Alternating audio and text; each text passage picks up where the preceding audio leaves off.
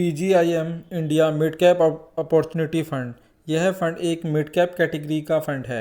सबसे पहले इस फ़ंड के पास्ट रिटर्न पर एक नज़र डालते हैं। इस फ़ंड ने पिछले एक साल में 17% से ज़्यादा का रिटर्न दिया है। वहीं 2 सालों में 54% से ज़्यादा का रिटर्न दिया है। 3 सालों में 31% से ज़्यादा का रिटर्न दिया है और 5 सालों में 15% से ज़्यादा का रिटर्न दिया है।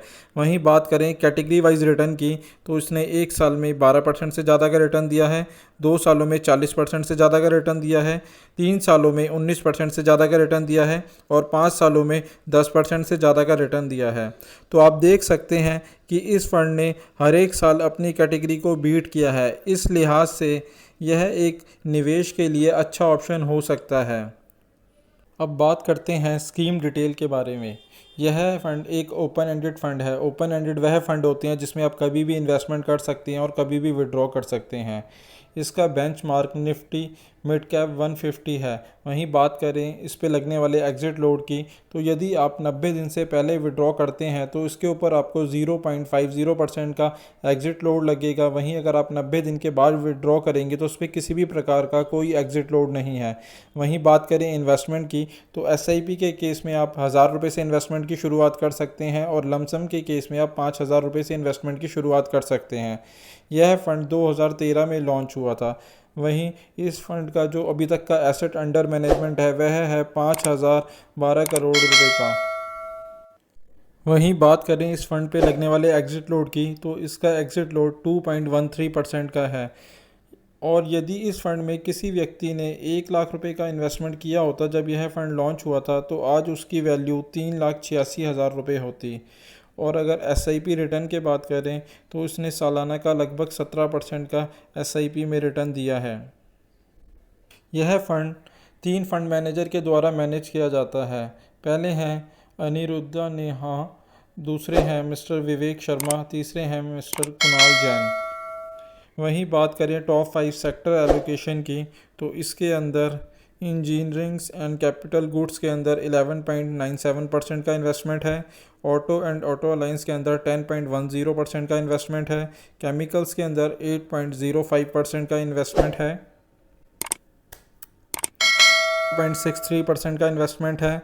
बैंक्स प्राइवेट के अंदर 7.28% का इन्वेस्टमेंट है।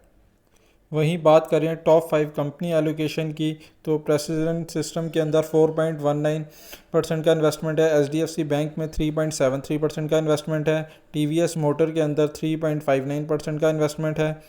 द फेडरल बैंक के अंदर 3.55% का इन्वेस्टमेंट है और दलमिया भारत के अंदर 3.49% का इन्वेस्टमेंट है।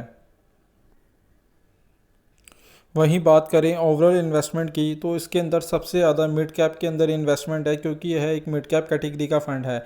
मिड कैप के अंदर 69.37% का इन्वेस्टमेंट है और वहीं लार्ज कैप के अंदर 17.31% का इन्वेस्टमेंट है और स्मॉल कैप के अंदर 11.15% का इन्वेस्टमेंट है। तो आप देख सकते हैं इसे यह निवेश के लिए एक अच्छा ऑप्शन हो सकता है अगर आप रिस्क ले सकते हैं और आपका नज़रिया लॉन्ग टर्म का है। पर आप इस फंड में अगर इन्वेस्टमेंट की सोच रहे हैं तो इन्वेस्टमेंट से पहले अपने फाइनेंशियल एडवाइज़र से एक बार सलाह ज़रूर ले लें।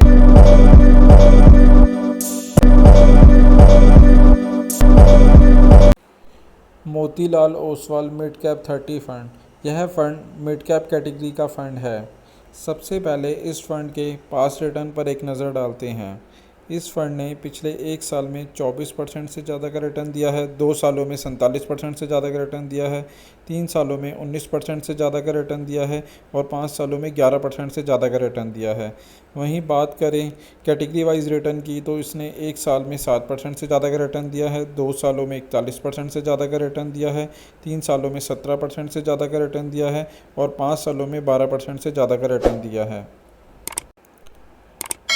आप देख सकते हैं कि इस फंड ने ज़्यादातर टाइम अपनी कैटेगरी को बीट किया है। इस लिहाज से यह इन्वेस्टमेंट के लिए अच्छा ऑप्शन हो सकता है उन सभी निवेशकों के लिए जिनका नज़रिया लॉन्ग टर्म का है।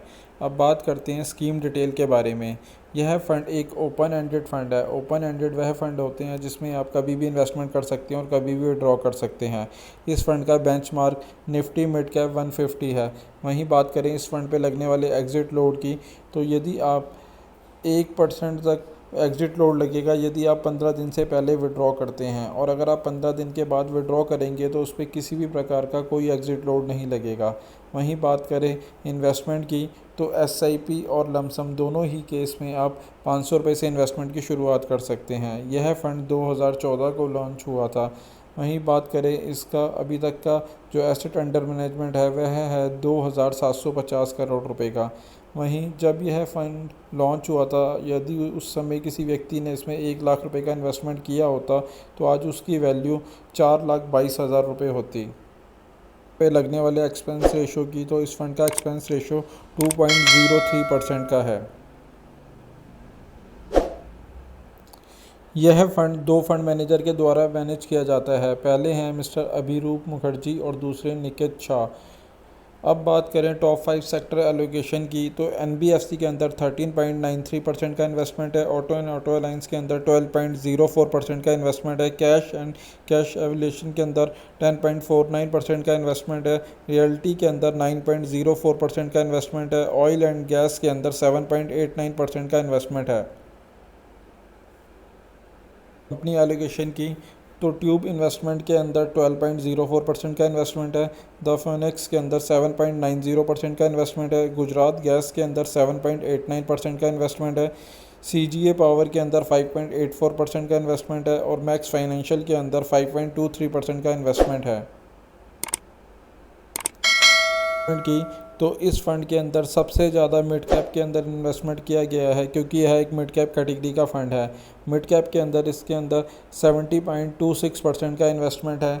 वहीं लार्ज कैप के अंदर 9.61% का इन्वेस्टमेंट है और स्मॉल कैप के अंदर 9.64% का इन्वेस्टमेंट है। अदर इंस्ट्रूमेंट में भी इसके अंदर 10.49% का इन्वेस्टमेंट किया गया है।